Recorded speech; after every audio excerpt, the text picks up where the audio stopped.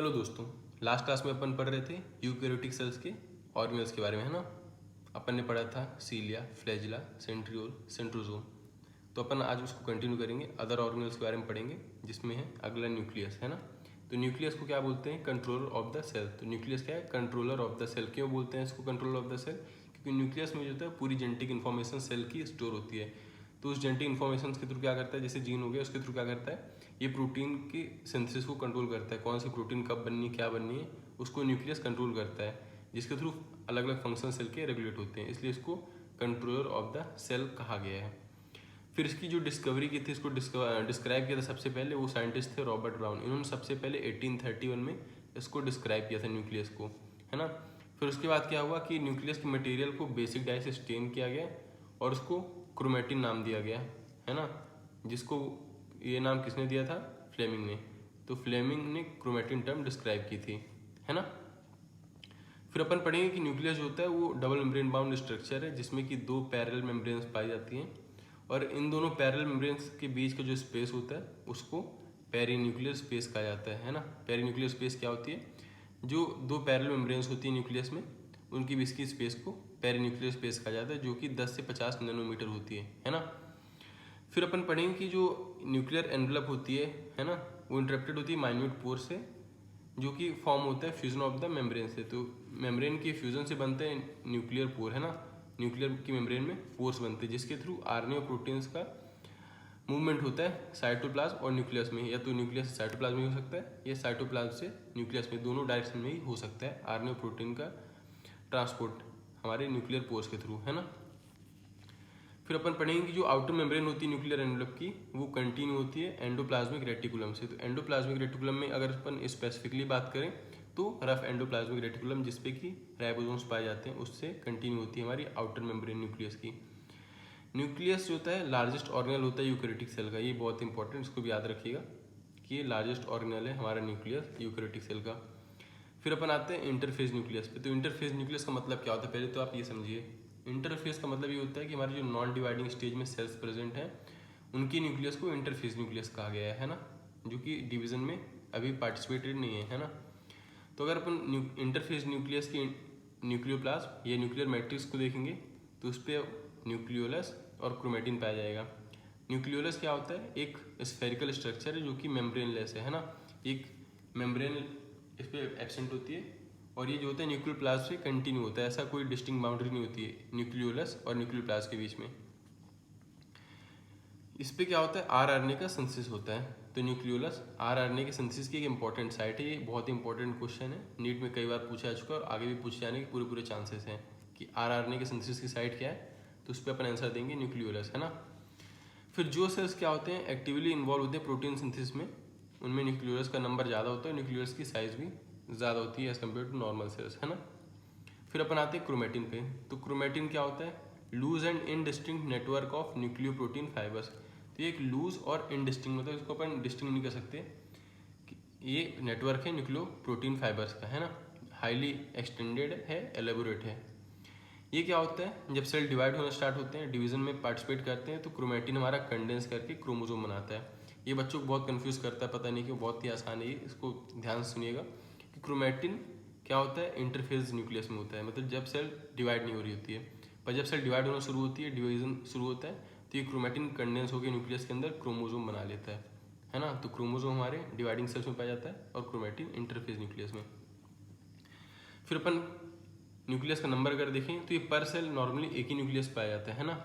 लेकिन कई बार होता है कुछ ऑर्गेनिजम्स होते हैं जिनमें कि एक से ज़्यादा न्यूक्लियस पर सेल देखने को मिलता है, जैसे कि वाउचेरिया। एग्जाम्पल याद रखिएगा, इंपॉर्टेंट है।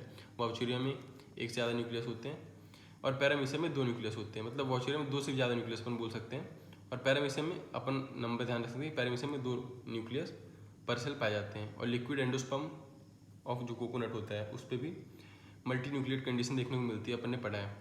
फिर अपन अगर बात करें कुछ एक अलग केस की, तो इरिथ्रोसाइट्स और सीव ट्यूब सेल्स, ये जो 2 कंडीशन होती हैं, एक तो मैमल्स के इरिथ्रोसाइट्स और जो हमारे वेस्कुलर प्लांट होते हैं उनकी सीव ट्यूब सेल, इन दोनों में न्यूक्लियस होता है एब्सेंट होता है।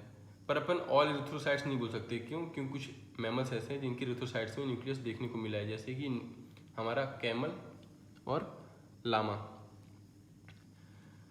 अब अपन देखते हैं न्यूक्लियस का स्ट्रक्चर एनसीईआरटी में। तो ये न्यूक्लियस का स्ट्रक्चर एनसीईआरटी में दिया हुआ, ये देखिए ये न्यूक्लियर मेम्ब्रेन है ना, ये न्यूक्लियर मेम्ब्रेन है, ये लेवल किया हुआ न्यूक्लियर मेम्ब्रेन, ये न्यूक्लियोप्लाज्म है पूरा, ये जो वाइट दिख रहा है ना, ये न्यूक्लियोप्लाज्म है। और न्यूक्लियोप्लाज्म के बीच में ये जो दिख रहा है अपने को इनडिस्टिंक्ट बाउंड्री, मतलब कोई ऐसी डिस्टिंक्ट बाउंड्री नहीं है, मेम्ब्रेन एब्सेंट है क्योंकि ये न्यूक्लियोलस है ना। और ये न्यूक्लियर मेम्ब्रेन में ये बीच बीच में ये जो दिख रहा है गैप टाइप का, ये न्यूक्लियर पोर है ना, ये न्यूक्लियर पोर देख सकते हैं आप। फिर अपन आगे आते हैं, अपन पढ़ेंगे क्रोमोसोम के बारे में। क्रोमोसोम में अपन देखते हैं क्रोमोसोम क्या है। क्रोमोसोम जो होता है क्रोमैटिन कंडेंसेशन से बनता है ना, अपन ने पढ़ा है कि जब क्रोमैटिन कंडेंस होता है तो क्रोमोसोम बनाता है। तो डिवाइडिंग सेल्स के में क्रोमोसोम प्रेजेंट होता है ना, जो क्रोमैटिन की कंडेंसेशन है, forms due to the condensation of the chromatin fibres during cell division. इसका कंपोजिशन अगर अपन देखें तो ये डीएनए से मिलकर बनता है, हिस्टोन प्रोटीन जो कि बेसिक होती है, नॉन हिस्टोन प्रोटीन्स और आरएनए। तो ये चार चीज़ों से मिलकर हमारा क्रोमोसोम बनता है, DNA, histone protein, non histone protein और आरएनए। हिस्टोन प्रोटीन जो है वो बेसिक है। फिर अपन अगर ह्यूमन की बात करें तो ह्यूमन में जो क्या होता है कि 2 मीटर लॉन्ग डीएनए पाया जाता है ना, और वो 46 क्रोमोसोम्स होते हैं, उसके एमएन डिस्ट्रीब्यूटेड होता है। तो हमारे ह्यूमन में 2 मीटर लॉन्ग डीएनए 46 क्रोमोसोम में डिस्ट्रीब्यूटेड होता है। फिर अपन आते हैं क्रोमोसोम के स्ट्रक्चर पे। तो ये बहुत इंपॉर्टेंट है, बहुत ही कंफ्यूज करता है बच्चों को कि सेंट्रोमियर क्या है, काइनेटोकोर क्या है ना। तो क्रोमोसोम के स्ट्रक्चर में प्राइमरी कॉन्स्ट्रिक्शन पाया जाता है ना, जिसको सेंट्रोमियर बोलते हैं। सेंट्रोमियर का काम क्या होता है, सेंट्रोमियर जो होता है वो काइनेटोकोर्स को अटैच करता है। तो each centromere has 2 disc shaped structures called kinetochores. तो हर सेंट्रोमियर जो होता है वो 2 डिस्क शेप्ड स्ट्रक्चर को अटैच करता है खुद से, जिनको अपन काइनेटोकोर्स बोलते हैं। काइनेटोकोर्स का काम क्या होता है कि सेल डिवीजन में स्पिंडल को अटैच कराती है क्रोमैटिड से, मतलब है ना।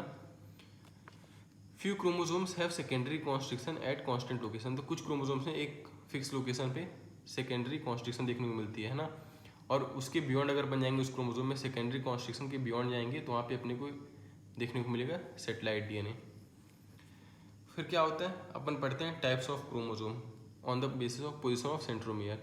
तो अगर अपन सेंट्रोमियर की पोजीशन देखेंगे, अगर सेंटर पे पाया जाता है, सेंट्रोमियर एट द मिडल है, तो उसको अपन बोलेंगे मेटासेंट्रिक क्रोमोसोम।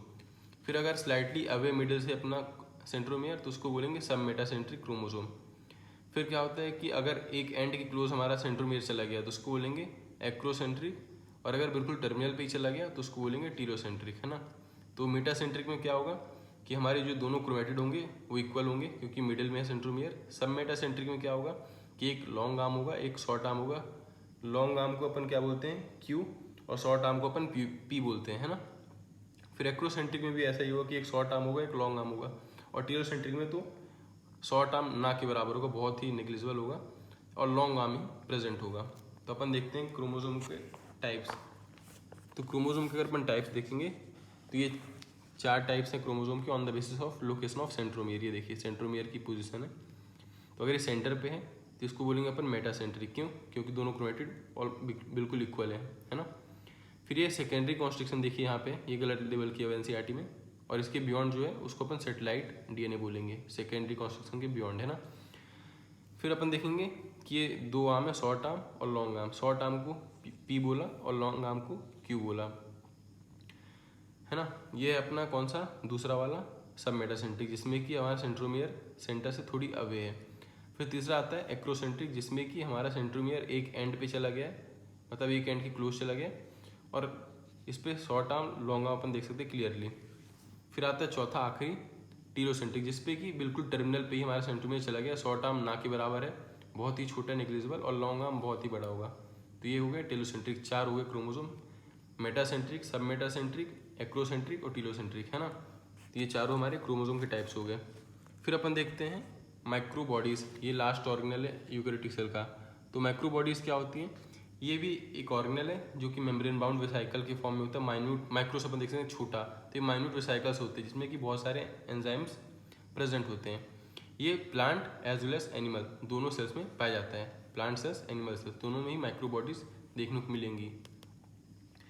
फिर अपन देखेंगे कि ये जो होता है, इसका एग्जाम्पल अगर अपन देखें तो पैराऑक्सीजोम हो गया, ग्लाइऑक्सीजोम हो गया। पैराऑक्सीजोम जो हो गया फैट के मेटाबॉलिज्म में इन्वॉल्व होता है, ग्लाइऑक्सीजोम हो गया ग्लाइकोजिलेट साइकिल में इन्वॉल्व होता है। तो ये होगी हमारी माइक्रो बॉडीज। तो गाइज यहाँ पे हमारा फर्स्ट चैप्टर जो सेल बायोलॉजी का है, cell the unit of life, ये खत्म होता है। अपन ने इसको पढ़ा था हेडिंग के हिसाब से। पहले अपन ने इंट्रोडक्शन पढ़ा कि सेल होता क्या है, फिर अपन ने सेल थ्योरी पढ़ी, फिर अपन ने एक ओवरव्यू देखा, फिर अपन ने देखा कि प्रोकैरियोटिक सेल्स क्या होते हैं, यूकैरियोटिक सेल्स उनके ऑर्गेनल्स, है ना। तो ये हमारा यहाँ पे चैप्टर खत्म होता है। गाइस आप इसकी एनसीईआरटी एक बार ध्यान से देखिएगा, और ये नोट्स आपको टेलीग्राम पर मिल जाएंगे बहुत जल्द, जिसकी लिंक आपको डिस्क्रिप्शन में मिल जाएगी, है ना। Thank you.